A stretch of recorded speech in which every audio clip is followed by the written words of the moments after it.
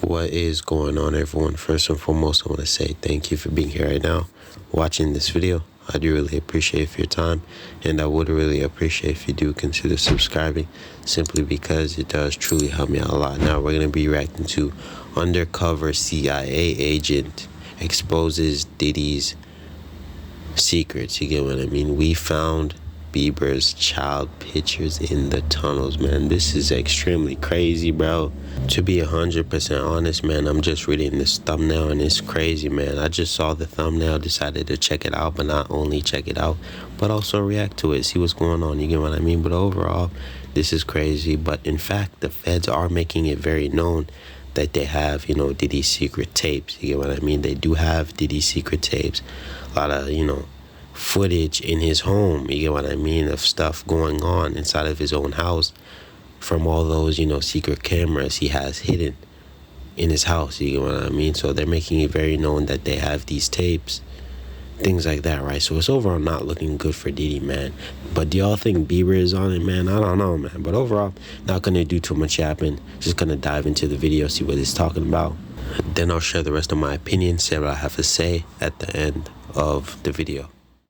The same people who own the labels own the prisons. Literally the same people? Literally the same people who own the labels own private prisons. The records that come out are really geared to push people towards that prison industry. But they didn't make you write those lyrics. It's not about making somebody write the lyrics.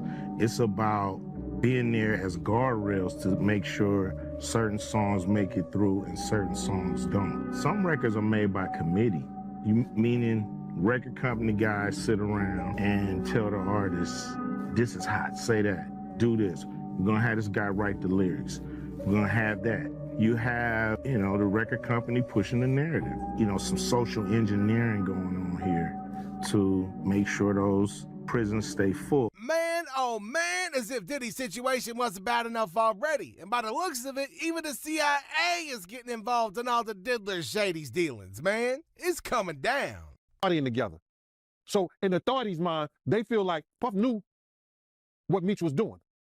Then with the introduction to Jacob and different people, and a lot of people going to jail for money laundering and stuff like that, Puff being, and this is documented, Puff being a C.I. for an FBI agent. I said this years ago that Kim and Kirk Burrows took some paperwork. They was taking some papers up to the FBI, so like when they was here in New York.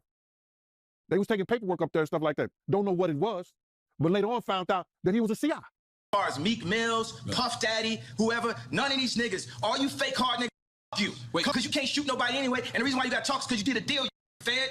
You know what I'm saying? That's why you got to come at me, because part of the CI. You understand? Now, what happens? He don't have that. The guy probably, that was 20, 30 years, 20 some years ago. The guy probably retired. Puff ain't dealing with him. No, he didn't pass Puff on or something like that. So now, Puff been dodging the legal system.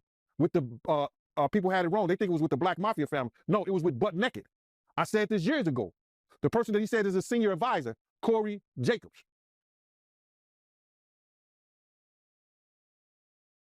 For drug trafficking. You make him your senior advisor, even though that was your man, he coming home. That's your man, pots and pans. But Wolf was the one who took care of them when they was away. You know what I'm saying? Wolf was the one who took care of them. So now, you got all these, these characters, around you. What they gonna think when they come to your house? Now this comes straight from Ice Cube, who has exposed how hip-hop industry works, saying that the CIA actually manufactures rap culture for their own dark motives. It's the secret meeting that changed rap music and destroyed a generation. Damn. So it says, hello. After more than 20 years, I finally decided to tell the world what I witnessed in 1991, which I believe was one of the biggest turning points in popular music and ultimately American society. I have struggled for a long time weighing the pros and cons of making my story public, as I was reluctant to implicate the individuals who were present that day. So I've simply decided to leave out the names and all the details that may risk my personal well-being and that of those who were, like me, dragged into something they weren't ready for. Damn. Hold on, let me So we gonna tell a story. We gonna tell the story. We ain't scared. You know what I'm saying? What they gonna do? They after us, not just playing. Look, that black van. So look, so he says, between the late 80s and early 90s, I was what you may call a decision maker with one of the more established companies in the music industry. I came to Europe in the early 80s and quickly established myself in the business. The industry was different back then, since technology and media weren't accessible to people like that, like they are today. The industry had more control over the public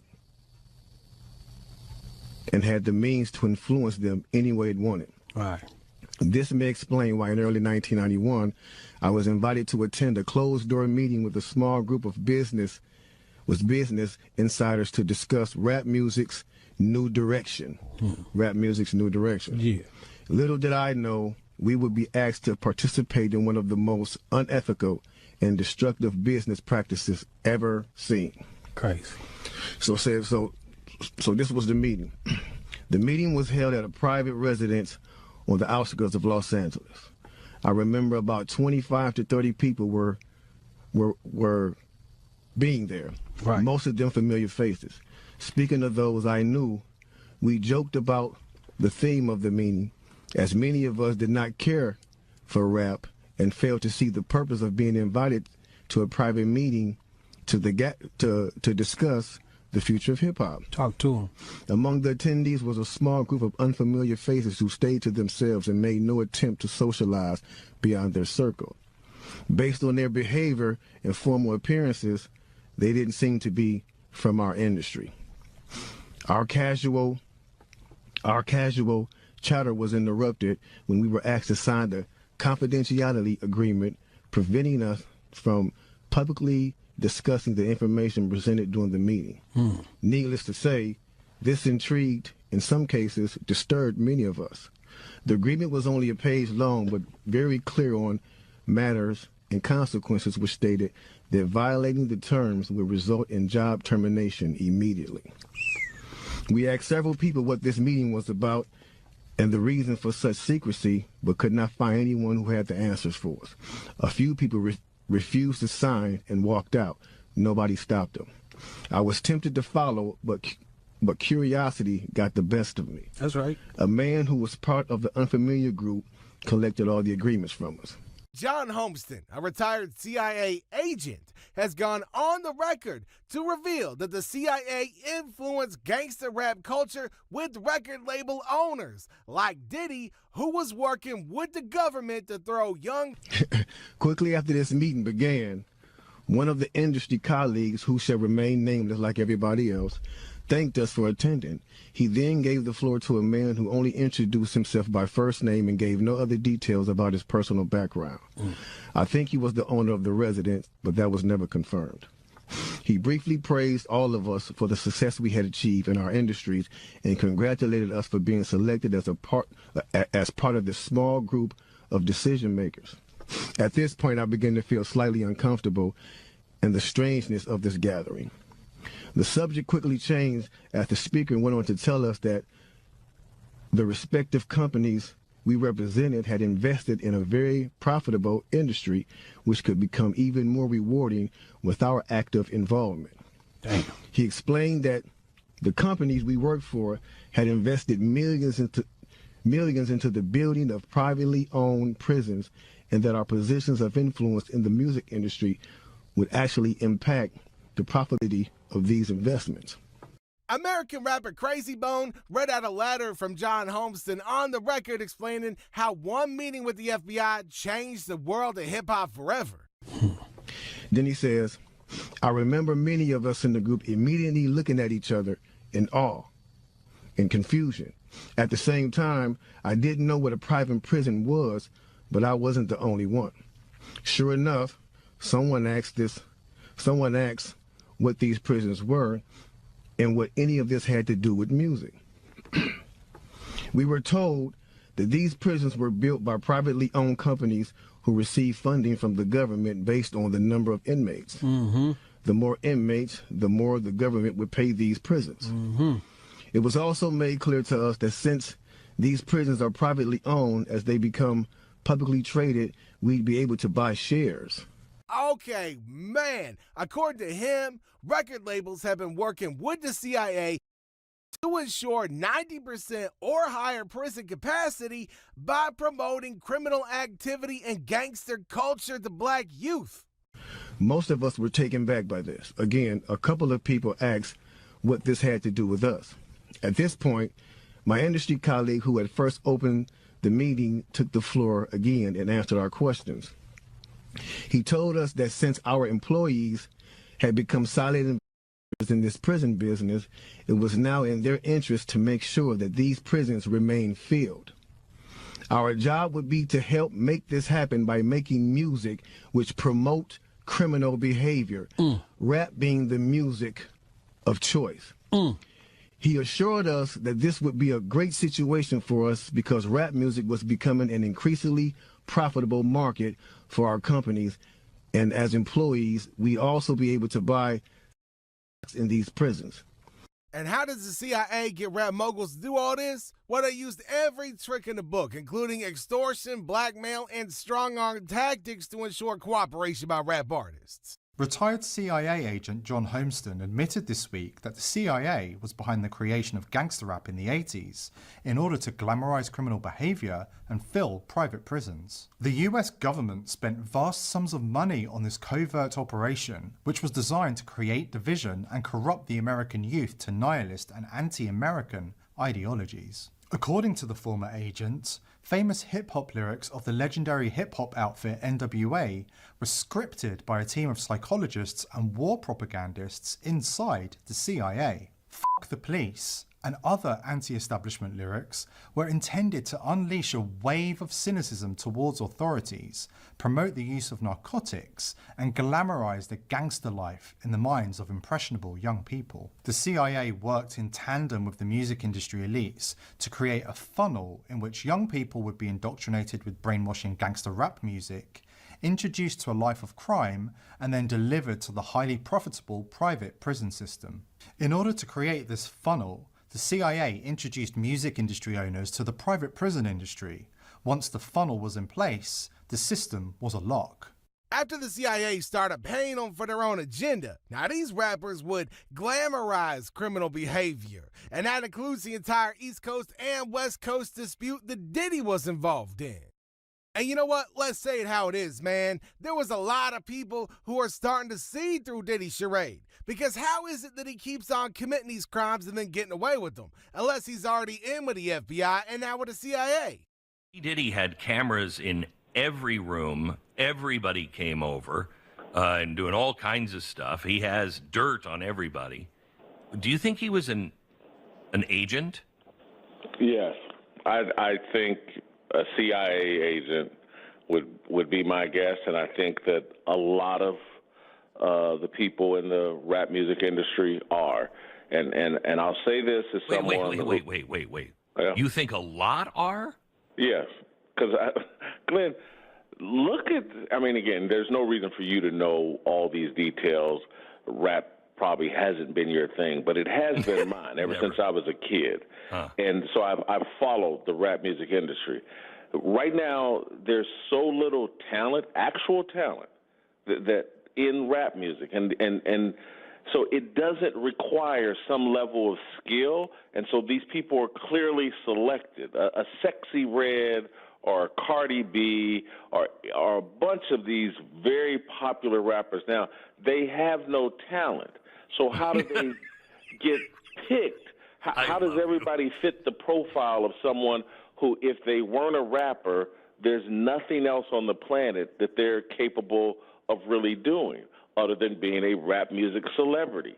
And so, yeah, I think all of these people are picked, they're groomed, and then they're giving talk. The music industry gives them rapping points or talking points or things they have to support and believe in what the music has to be. I think, again, the people that want to bring down America and the freedoms that we have taken for granted here in America, they're using this particular art form or music form to help accomplish those goals. And that's why, I mean, it's run by a very, very criminal element, not just the artists, but the people in charge of the record labels. It's a band of criminals, and I think the government has dirt on all of them. Kanye West has said in an interview, hey, look, they can't pressure me the way they pressure some of these other artists because I've never committed murder. He said that, and he said it as a way of saying they have dirt on these other artists so they can control them. They don't have that kind of dirt on me. That's why I'm harder to control. You know what? And not just Candace Owens, all right? Jason Whitlock has also gone on the record to talk about how Diddy is an asset for the FBI. Puff Daddy, whoever, none of these niggas, all you fake hard niggas, you. Hold on. Okay. All you fake hard niggas, you. You know what I'm saying?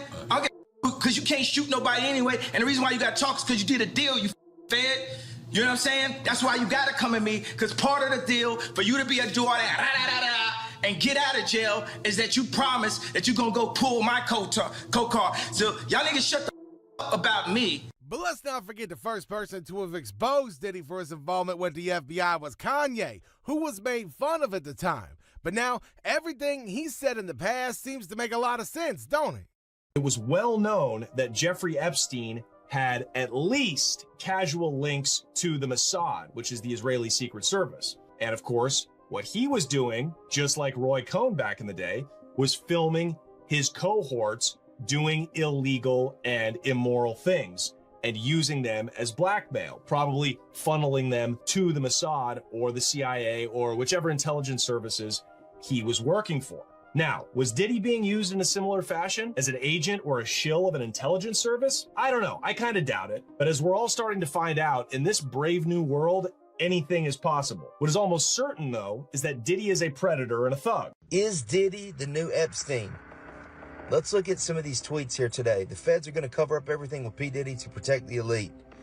Was Diddy the new Epstein? Is that why when they raided his homes, they did it knowing that he wasn't in any of them?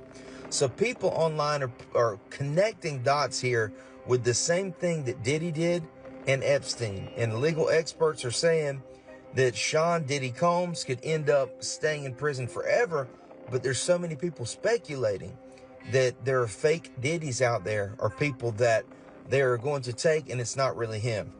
So let's talk about the similarities of what they did. Someone said, I wouldn't be surprised if this is another Epstein or R. Kelly tape type of case.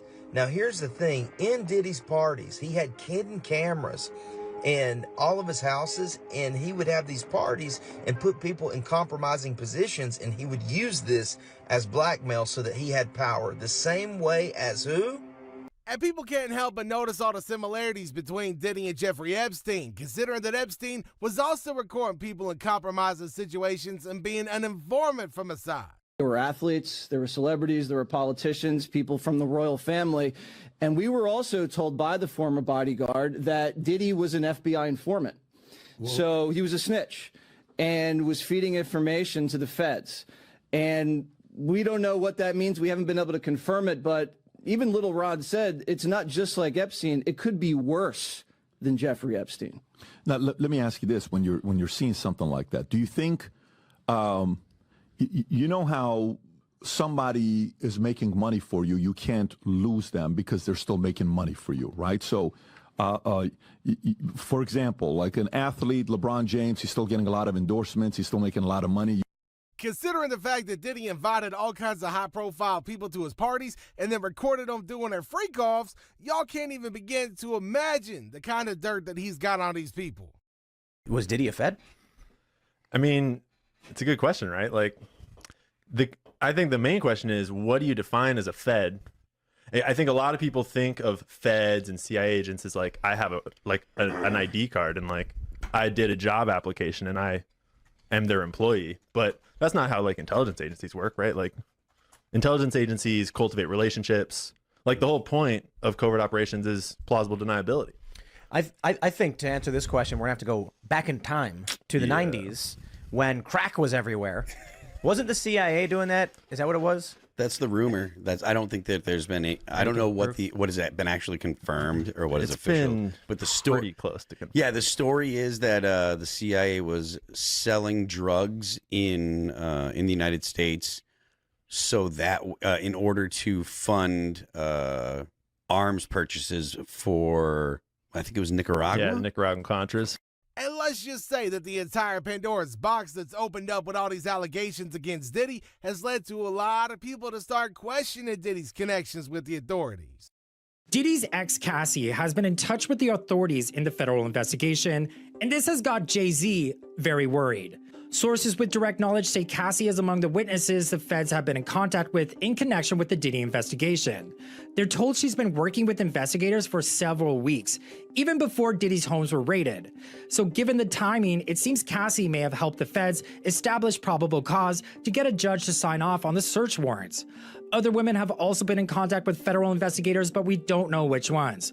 We also don't know what Cassie has told the feds, but it probably mirrors the lawsuit she filed against Diddy. On in the case, and all the news about Cassie and Diddy's other victims working with the feds to expose Diddy once and for all, is the tide about to change? Or has Diddy gone way too far for the authorities to protect him anymore?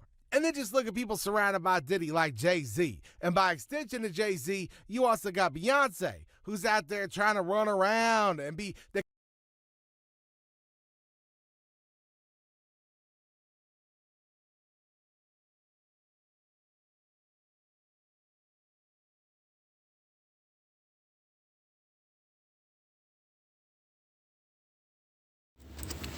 But yeah, man, I'm just gonna end this video here. Let me know what you guys think about all of this down in the comment section, and subscribe for more content, man. But my opinion on this whole situation, this is crazy. I feel like Diddy is in fact the CIA agent for sure, simply because we all seen it with our own two eyes, right? The guy's getting raided. The feds leaked a full footage of him putting his hands on Cassie. All this stuff has happened, right? And he still has not touched a jail cell. You get what I mean? They have not put handcuffs on this guy till this day. You get what I mean? So definitely something sketchy going on. I'm not saying it's never gonna happen, but bro, you get what I mean?